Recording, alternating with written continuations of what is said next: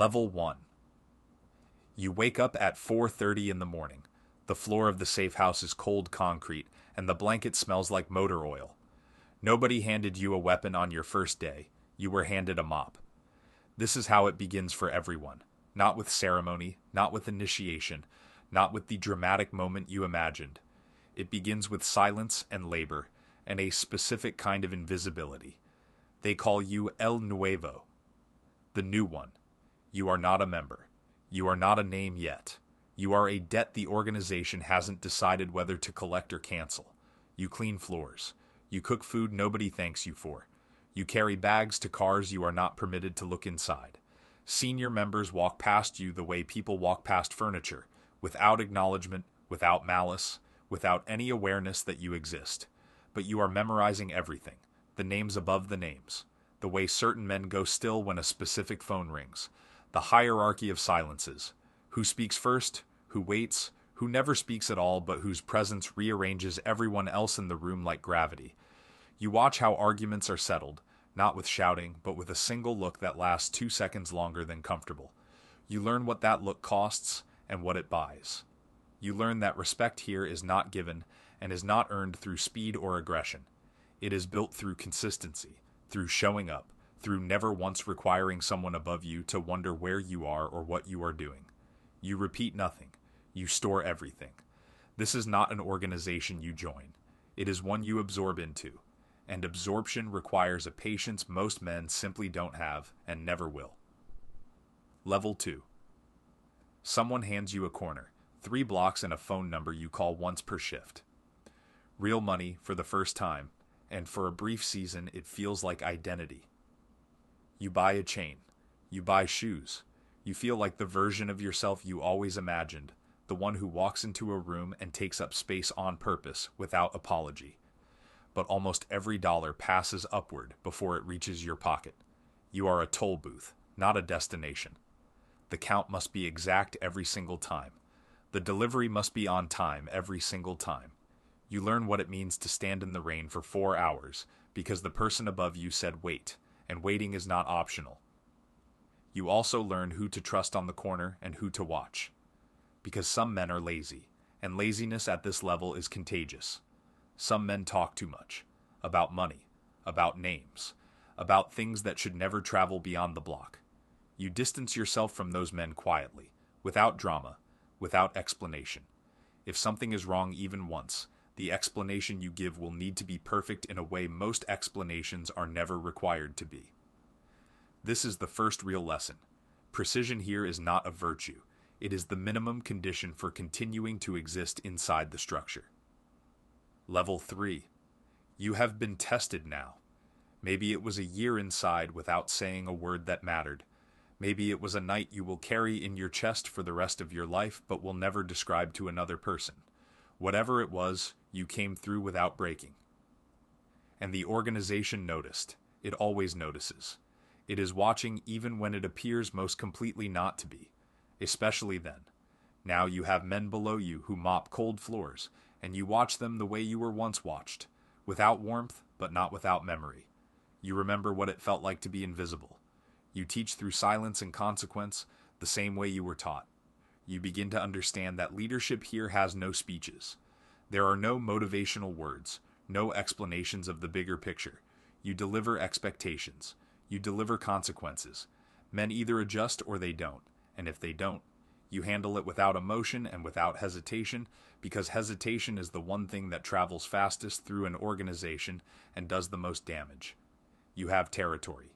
You have a name people say with a careful tone. But when the fighting starts, and it starts, you are still the one who stands at the front. Rank 3 means respect. It does not mean safety. Those two things are dangerously easy to confuse, and the confusion tends to be fatal. Level 4. The street is behind you.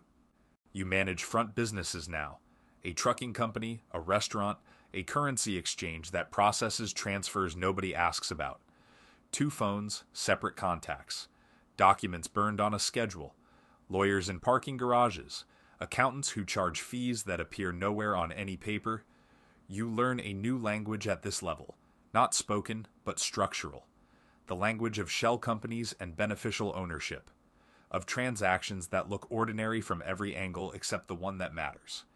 You spend more time in offices than on streets, and the men around you wear suits instead of chains, but the hierarchy is identical, and the consequences for failure are not softer. What you understand here for the first time, this was never a gang. It is a corporation with an enforcement division. Your job is not violence. Your job is invisibility. Make the money move without leaving a shape in the air. If something fails, the failure lands on your desk before it lands anywhere else. If everything succeeds, nobody above you thinks about you at all. And that is exactly the outcome you are working toward. Anonymity at this level is not a limitation. It is the only architecture of survival available to you. Level 5. You are the logistician now. You see the whole supply chain, not just the corner, not just the city, but the full corridor. Hundreds of kilometers, multiple jurisdictions, handoffs inside legitimate freight, across legitimate crossings, coordinated with people who wear uniforms and draw government salaries and live ordinary lives on weekends like anyone else. You manage timing across time zones. You solve problems that can't be written down, using people who can't be named, in conversations that never happened. You begin to see how deep the roots actually go. The organization doesn't exist alongside the system. In certain places, in certain offices, behind certain specific desks, it is the system. The inspectors, the judges, the quiet phone calls that make problems disappear before anyone sees them. You are not powerful enough yet to make those calls yourself, but you are trusted enough to know they happen.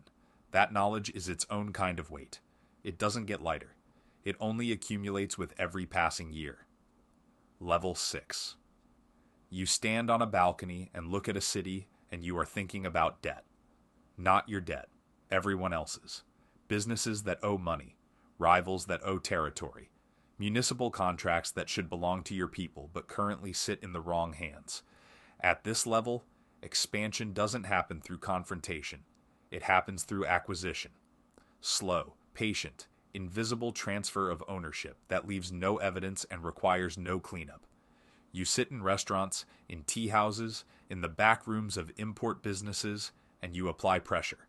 Not the kind that leaves marks, the kind that works on the inside, on the things men fear losing more than anything physical: their license, their reputation, their family's comfort, their ability to close their eyes at night without something heavy sitting on their chest. You squeeze, patiently and without visible emotion, until ownership transfers without a single shot fired. You have become more dangerous than anyone who carries a weapon, because what you carry cannot be confiscated and cannot be traced. But you must not shine. The men above you watch for ambition the same way security systems watch for motion. Not because ambition is wrong, but because uncontrolled ambition is a structural risk the organization cannot afford. Move too fast, build too visible a profile, and the organization that elevated you will handle you with the same quiet efficiency it applies to any other problem that needs to disappear. Level 7. There is a war now.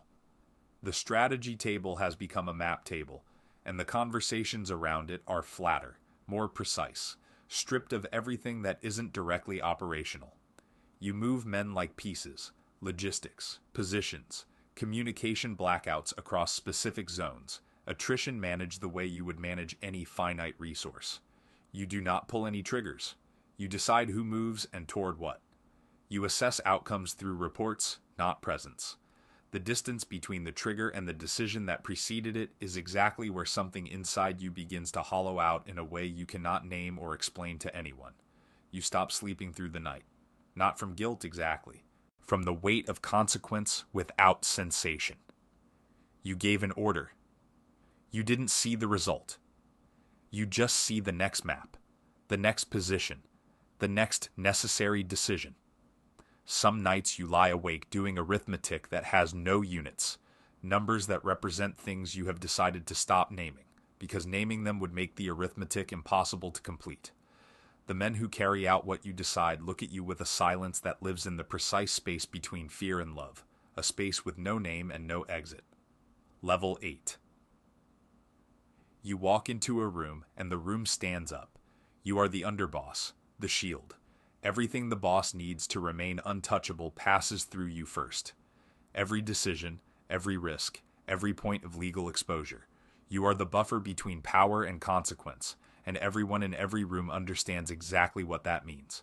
If the organization is ever forced to make a sacrifice, you are the sacrifice. You understood this completely on the day you accepted the title. The acceptance was not reluctant.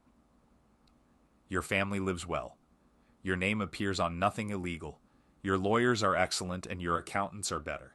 From the outside, from any official outside, you are a businessman. Successful, quiet, generous to the right people at the right times. But you have not surprised anyone in years. Every conversation is a transaction. Every meal is a meeting. Every silence from someone above you is a message that requires careful interpretation. That is not tragedy. That is the final proof of loyalty. The only currency that has mattered since the morning you stood on cold concrete with a mop and memorized the names of men who didn't know you were alive. Loyalty was how it began. Loyalty is how it ends. Everything in between was just the shape loyalty took on its way to this room. Level 9. Men kneel and do not raise their eyes. You have the house. The accounts across jurisdictions that don't communicate with each other. The authority that moves silently through entire regions without ever announcing itself, because power that has fully arrived doesn't need to announce anything. It simply reorganizes whatever room it enters without saying a word. You also have this. You have not walked through a market alone in 11 years. You have not driven your own car. You have not had a meal at a table that wasn't first assessed for every possible category of threat. Every conversation you have, the other person is calculating something while they listen. Every friendship is a function. Every loyalty is a number that could change under the right conditions. You think sometimes about the morning at the beginning, the cold concrete, the smell of motor oil, the mop. You were no one. You were invisible. The entire world was open to you in the way that only complete anonymity can make a world open. Every street was yours because nobody was tracking which street you chose. You began with nothing, and the entire world was open to you. Every street, every anonymous morning, every hour spent as nobody going nowhere that mattered. Nobody in particular is a freedom that can only be recognized clearly from a very great distance or from inside a room with no door. Now you have everything, and the everything is precisely that. A room with no door, built by your own hands, brick by brick, year by year, decision by decision, and called success every single day you were building it because there was no other word available that fit. You climbed all the way to the top. The top is a cage. It always was. The only question, the only one that ever actually mattered, is when you figured that out. If this made you think, subscribe.